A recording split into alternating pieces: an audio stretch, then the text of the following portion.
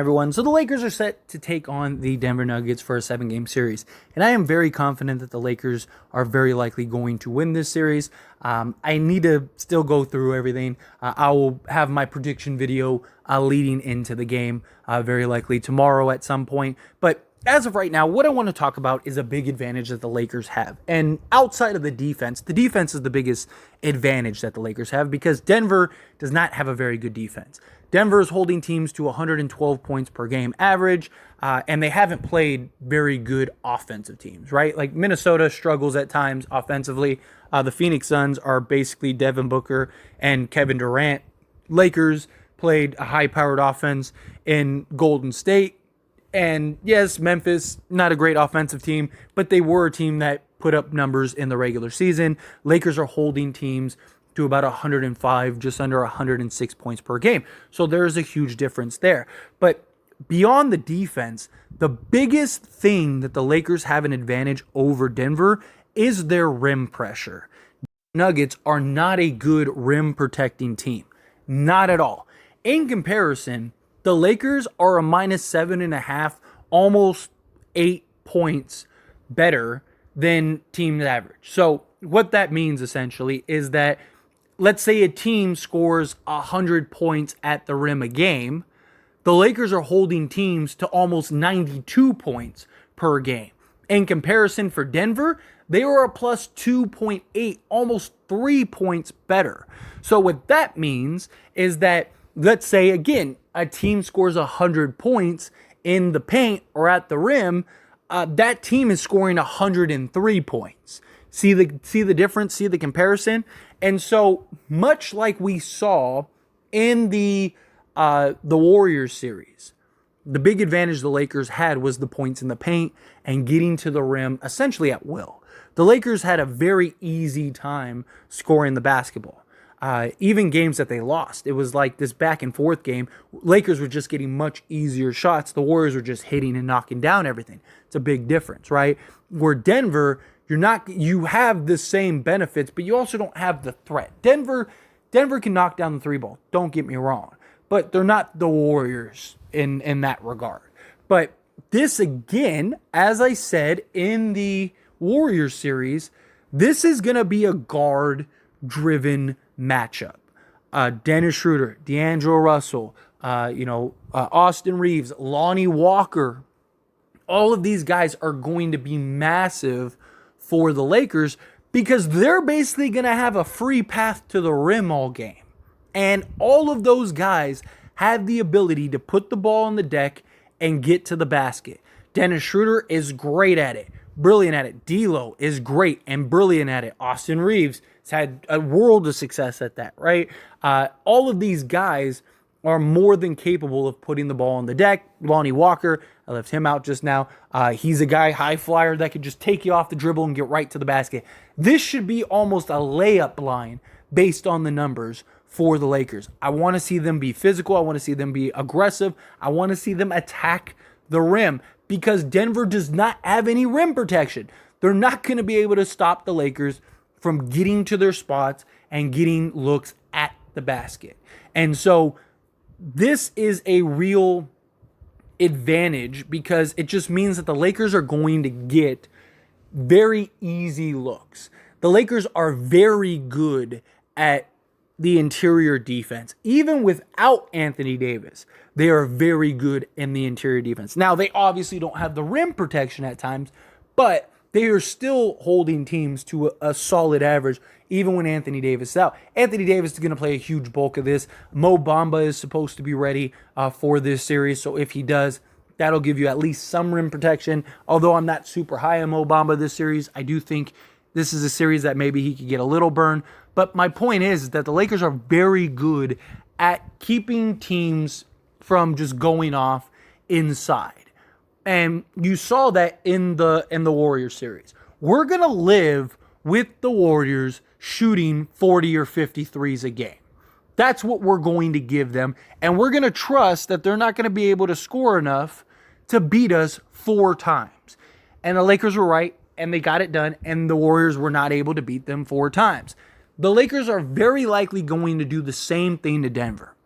They're going to force Denver to shoot a bunch of threes and force them to have to be hot 4 times this series. And while in the meantime, the Lakers are just going to be dominating the interior, getting easy looks, getting easy baskets, and Denver's going to have that 3-ball fall in, just like the Warriors, or it's not going to happen. Lakers are also one of the best teams defending the perimeter, which is why the Lakers have the best defense. So many people are like, the Lakers, they need to guard the 3-point line and all this stuff.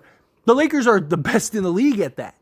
They really are. I know at times it doesn't feel that way. We got to remember, this is NBA players, NBA teams, NBA games. I mean, you had teams like the Celtics and the Heat knock down like 25 threes. All teams have games like that from time to time. It's the NBA, right? And especially in a 3-ball era where teams are just jacking up threes, guys are going to get hot. Guys are going to get open looks. That's what the Lakers are willing to live with, right? They're looking at it as, you're not going to be able to shoot and score and make enough 3-pointers to offset us scoring at the rim at will. So basically in 100 possessions, we're going to generate more points from just putting the ball in the hoop from the 2-point range than you'll be able to from the 3-point range. That is very likely going to be the same result this series. And Dennis Schroeder needs to be aggressive. D'Angelo Russell needs to be aggressive. Lonnie Walker. This, again, is a great series and a great matchup for him. This is something that I think Lonnie could really be a huge factor, more so than the Warriors series. Now, he was great in the Warriors series, but the Warriors still had guys like Gary Payton is a really good above-average defender. They had multiple guys, Andrew Wiggins, right, who they could put on them, above average defender. They had guys that they could kind of just bump Lonnie and try to keep him contained, and he still had his success, right? Where the Denver Nuggets, they really don't, right? Jamal Murray isn't really a great defender. KCP is solid, but he's not like this great elite defender. Michael Porter Jr. isn't a great defender.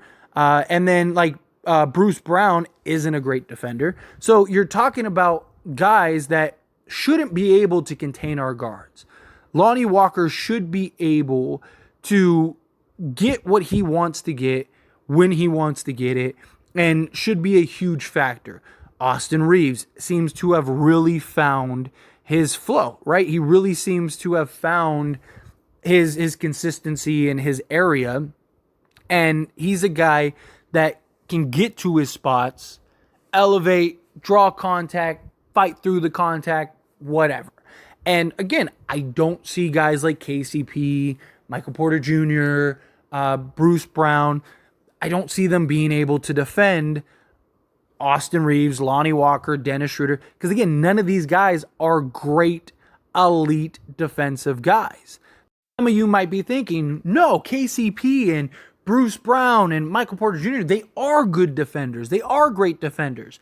Here, let me explain to you why they're not. So, league average defensive rating is 115. Michael Porter Jr. is 115.2, which means he's slightly worse than league average. But we'll be kind. We'll say he's league average, right? Now, KCP.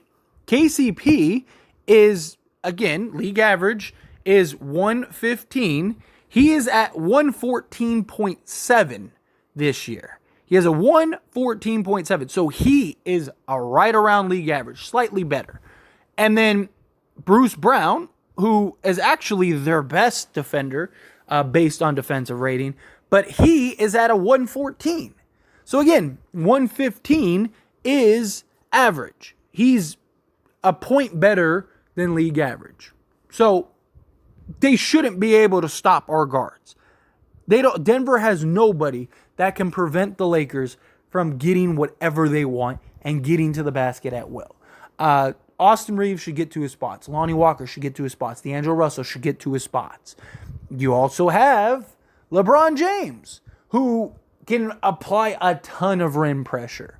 I would like to see the Lakers play him through the post, right? So have him on the block against Aaron Gordon, and really kind of just have him just work Aaron Gordon, right? Aaron Gordon's had some success. He did a really good job against Kevin Durant. I'll give him credit for that. But LeBron James is just so smart and so incredible. Like Aaron Gordon was able to be physical with Kevin Durant. Kevin Durant does not like physicality. We've seen smaller defenders give him trouble because of physicality. And Aaron Gordon, again, is a league average defensive guy. He's 114.5. So again, he's not some elite defensive guy. He had some success against Kevin Durant, but he's not a guy. He has the tools.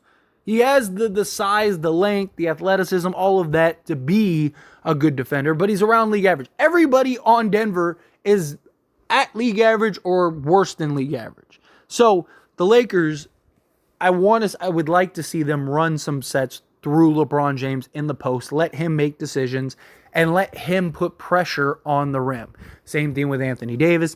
The Lakers have 5, 6, 7, 8 guys that can literally just put pressure at the rim and get to the rim at will. I mean, we haven't even mentioned Rui Hachimura. And Rui Hachimura was able to get to the rim and generate buckets against Memphis. He was able to do it against Golden State. He's going to be able to do it against the Denver Nuggets.